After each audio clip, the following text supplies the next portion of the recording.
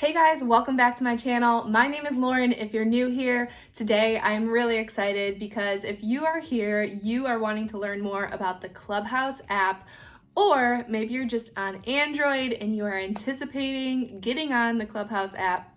Today I'm going to talk about some tips that I've seen help me on the Clubhouse app, along with some terminology and some lingo, if you will. So when you get on there, you know exactly what's going on and you can jump right in and make the most of your time on there. So let's go ahead and jump right in.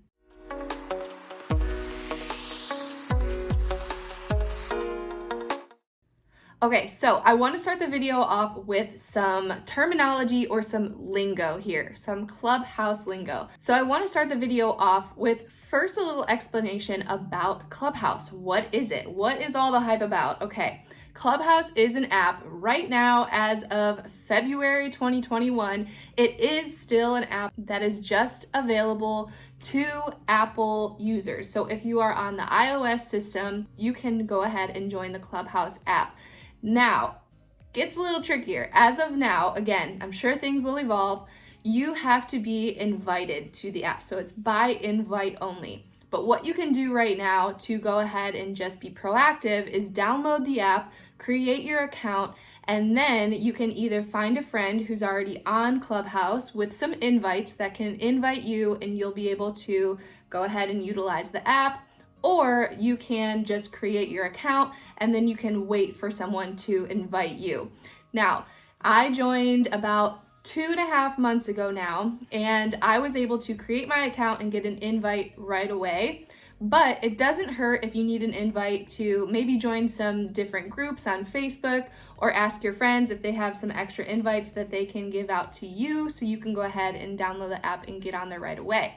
Now, Clubhouse is an app where you can utilize it. Now, Clubhouse is an app where you pretty much can just conversate and talk with either a small or a large amount of people, or you can just go on there and listen to other people speak. It's not recorded, it's just kind of live as it's happening, and I've really enjoyed it so far. So let's go ahead and start with some lingo, okay? So first and foremost, you're gonna hear the term hallway. Okay, so hallway is kind of like your feed. So as soon as you get on the app and open it up, you'll be able to, once you follow people, you'll be able to see on your feed or your hallway all the rooms that are happening right now. Okay, so all of these rooms will either be rooms that were created in clubs that you're in that you can see first on your hallway or your feed, if you will. And it'll also include in the hallway, the rooms of people that you follow, whether the ones that they've created or ones that they're attending right now. So you can see, say you followed Joe Schmo, and Joe Schmo is in a room right now. You'll be able to see the title of his room, all of the other speakers that are in the room as well, and you can click in and listen to that room. Okay, so that is your hallway, where you'll see all of the rooms that are happening right now.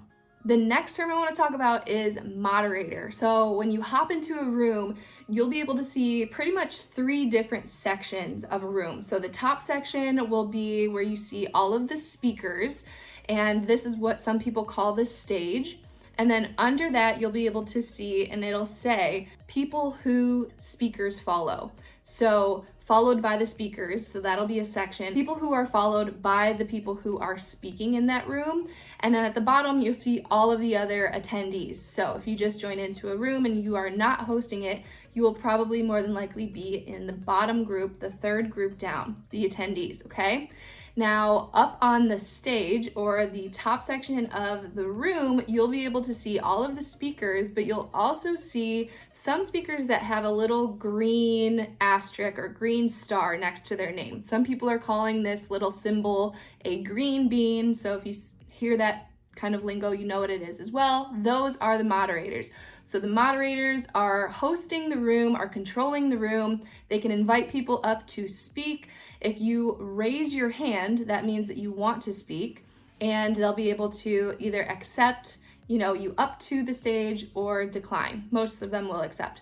But if you see that green little asterisk, that's what that means. They are a moderator. They're moderating the room. Just a little tip.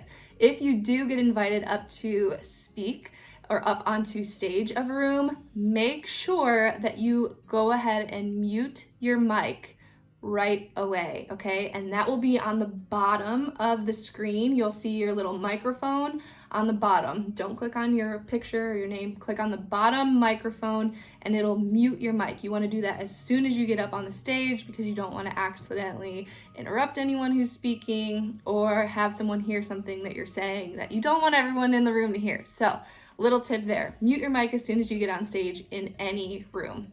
Okay, the next term is one that I had no idea what the heck people are talking about at first when I first joined Clubhouse, so I wanted to put it on this video here, and it is PTR, or pull to refresh. So if you're in a room and someone asks the audience or the speakers to PTR or pull to refresh, they just want you to swipe down on your screen and it'll like reset or refresh the room. So you'll be able to see in order, kind of like reset the order of the speakers and the people who have come up onto the stage. It'll also reset, so if anyone has left the room, you'll be able to see all the most current like speakers, moderators, and people who are in the room. So just know if someone is saying pull to refresh or PTR, just swipe down on your screen and that's what that means, okay?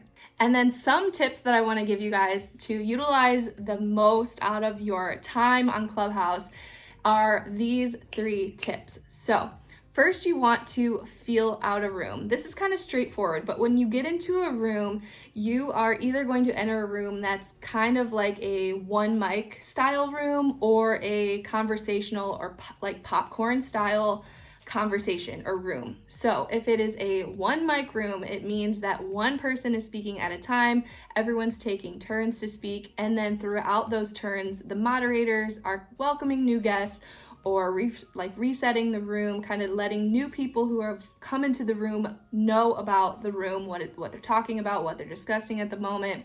But if it's a one mic, you will want to wait your turn. If you've been like up on the stage, you'll want to wait your turn to speak. Most of these style rooms that I've been in, they go in order of like the people who have entered onto the stage.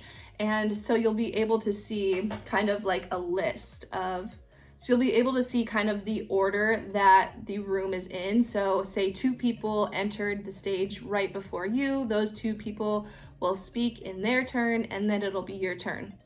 This is where that pull to refresh comes in handy, because when you pull to refresh your screen, you'll be able to see and keep track of when it's going to be your turn to speak. Most of the time when you're in the style room, they'll say, hey, Lauren, like, what's your question? Or what have you got to add to the room? If it was my turn. So just pay attention, listen in on the room if it is that one mic style.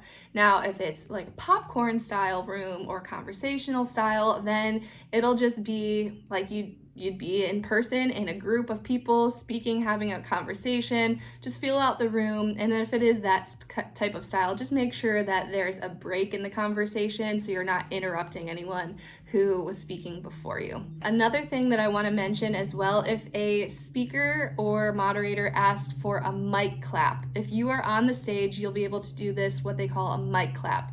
So it's pretty much just like a clap. If you like what someone is saying, or if someone asks for the clap specifically, what that means is you'll just press your mute and unmute button like 3 or 4 times really quickly. So when you're in the room, you can see the people up at the top's little mic kind of flashing. And that is essentially just like a clap, or you like what this person who's speaking is saying. Just make sure that when you end your little mic clap, it is definitely on mute. Again, you don't want to accidentally press it a couple times and then be unmuted on accident. So that is what a mic clap is.